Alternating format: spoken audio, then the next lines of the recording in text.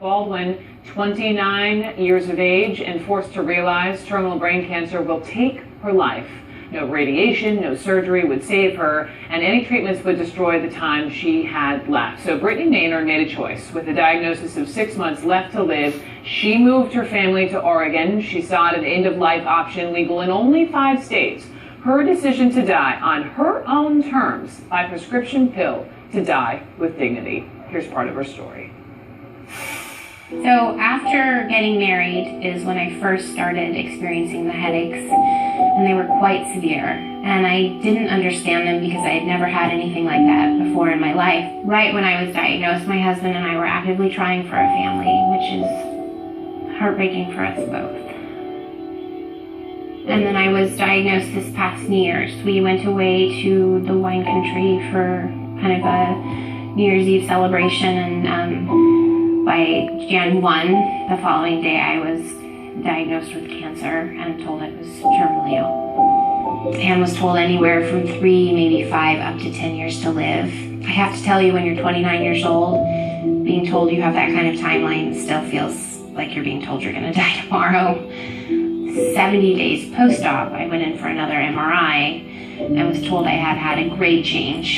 They were looking and saying it looks like grade 4. Which is the worst and most aggressive form of brain cancer. It's called a glioblastoma. So that was a major shock to my system and the system of my family, because it went from having potentially years of time to being told I had like 6 months. I know that it's there when I need it. I plan to be surrounded by my immediate family, which is my husband and my mother and my stepfather and my best friend, who's also a physician. And probably not much more people. And I will die upstairs in my bedroom that I share with my husband, with my mother and my husband by my side, and pass peacefully with some music that I like in the background. I can't even tell you the amount of relief that it provides me to know that I don't have to die the way that it's been described to me that my brain tumor would take me on its own.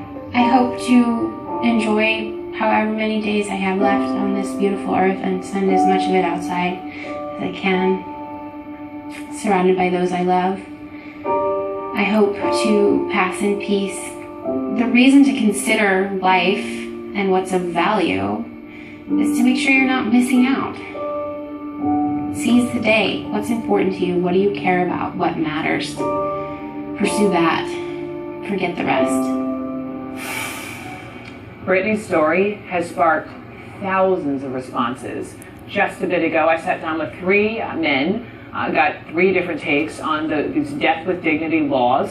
30-year advocate and lawyer for clients seeking their right to die, Dave Smith. Also talked to Pastor Dave Watson of Calvary Chapel of Staten Island, and bioethicist Art Kaplan from the Division of Medical Ethics, NYU Langone Medical Center. And here is just the beginning of our discussion. Dave and Pastor Dave and Art, welcome. Thank you all just for sitting down and talking to me about this. I just want to begin with, it's so striking, Art, when you see in this video, Brittany's video, down to the pills in her wallet, the bedroom, with the music she plans to play in the background. This is all in her hands. Should it be? Well, I think every one of us would like to have our dying under our control. That rarely happens. Is it right to say you can pick the time of your dying? I think so. I favor what Oregon has done in terms of legalization, but I'll tell you what I'm nervous about. When you say it's going to be on date X, and your family flies in, and even the press is hanging around, you don't want somebody to create a situation where they coerce themselves into saying, I got to go through with this. The point is, if you're going to have assistance in dying, it's because you don't feel well, you're starting to lose your abilities, you're kind of on that final few steps toward death. It isn't because it's supposed to be a ceremony or a public event. A crucial part of ending your life in Oregon and Washington, right to change your mind. Right to die, right to change your mind. Dave, you have represented these kinds of cases for 3 decades. One case in particular I read about Grace. Grace, who had cancer in her brainstem. She wanted to be taken off the respirator. She wanted to go. Her parents believed no. They were devout. They thought that she would go to hell if she chose that way. The courts intervened. What happened there? What happened was Grace's right to choose was vindicated at all three levels of the state court system in a 2-week period. And then when it came time for Grace to decide, am I or am I not doing this, just as Art said, Grace, more than graciously, said that she was going to allow her father's wishes to prevail over her own. She died an agonizing death over a next 2-month period. This young lady in Oregon, I dare say, part of her decision was probably informed with that nationally covered case, and she said to herself, I'm sure I'm not going to be a quadriplegic with only my brain working when the time comes for me. So it sounds like when you hear her describing it, she knows it would be a violent death, and she wants to have that power, that choice, that control. Yet, Pastor Dave is a man of God. I think you say this is not in our hands. This is in someone else's hands to decide. The reason why Brittany has value, why we want her to have dignity, is because she's made in the image of God. That's why she's important to us. That's why we're concerned about her. She's made in the image of God. If we believe that she's made in the image of God, we believe that God determined when she would be born, and God should determine when she's going to die. I certainly sympathize, and as soon as I read the story, I prayed for the woman and her family. I cannot imagine the agony for a decision like this. But I don't think that necessarily, when we couch it the way we have, we're really saying the right things about death. I mean, if she had showed you, instead of a pill box, a gun, and she said, on November 1st, I'm going to put a gun in my mouth and blow my head off. But she didn't. It's a pill, and it seems, by all intentions, a peaceful way to go versus this violent way this cancer could take. Do we know that? Do we know that it's a peaceful way to go? In other words, when a person's life is ended, do we understand what goes on behind the scenes within their mind? We know maybe biologically, but within their mind, within their heart, the tearing of the soul from the body. Do we know that that's not violent? And I keep thinking, what if the doctor's wrong? Or what if they don't have all the information? I mean, I know someone who has a great aunt who lived, years past that, prognosis from the doctor. And in this case, in fact, she was told you're going to live years, and then it was switched to you're going to live months. Right. And that happens in medicine. We get more information. I have to say, though, part of the fight here is, look, one vision, one view. Should we impose it on someone else, or should we say, look, it's up to you. No one's making you go through this process. If you don't want to do this, if you'd rather put your fate in the hands of a higher power, you can do that. I think most Americans are going to say, look, I want that choice. I want that opportunity. That's why you're starting to see the legislation spread from Oregon and Washington. Now we've got Vermont coming on board. Quebec, British Columbia did it. In Canada, other states are going to have it on the ballot. So the right to do what she's doing, I think it's a pretty fundamental view in America. Let me choose. If I want to go one way, I'll go one way. If I want to go another way, let me do that. Let me hit pause on this conversation. We have so much more to get to. We have to take a quick break. We'll come back. I want to pick up what we're talking, and also just in the sheer numbers of people who, are given this pill in these states, and the actual number of people who go through with it, I think is fascinating. The power of choice and control over one's life. We'll be right back. This is CNN, the world's news network. And we're back talking about this case in Oregon that has absolutely garnered national, worldwide attention of this young woman, Brittany, 29 years of age, dying terminal brain cancer, and she wants to take this fatal pill. We're talking to Dave Smith, lawyer, advocate for the right to die, Pastor Dave Watson, Calvary Chapel of Staten Island, and also Art Kaplan, Division of Medical Ethics, NYU Langone Medical Center. So let's pick up first with the numbers, and then I'm coming to you about the money. First, the numbers. Reading in the Washington Post, I have, since the law passed in Oregon, just over 1,100 people who've been prescribed the lethal medication, about 2/3 of them actually took the drug. So it makes me wonder, is it more about that power of saying, I have this pill, and if I so choose, I can take it and die on my own choice? I think it's completely about control. So having the parachute that you could pull the cord on, a lot of people don't. So it's interesting. 1,100 people asked for the pills. It's almost no one.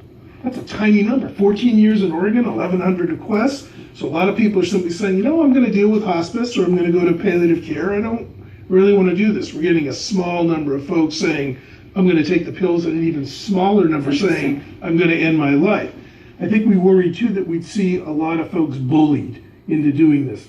I have to tell you, the data from Oregon and the state of Washington, where this has been around, no one seems to be coerced. It's not like people saying, hey, Johnny's what's tuition is running out here, Okay. time for you to leave. It looks like because it's got so many safeguards, terminal illness, psychiatric evaluation, waiting periods, you got to report to the police. T's are crossed, I's are dotted. But you, Dave, having represented so many people here fighting for their right, you said as a child of the 60s are concerned. What are you concerned about?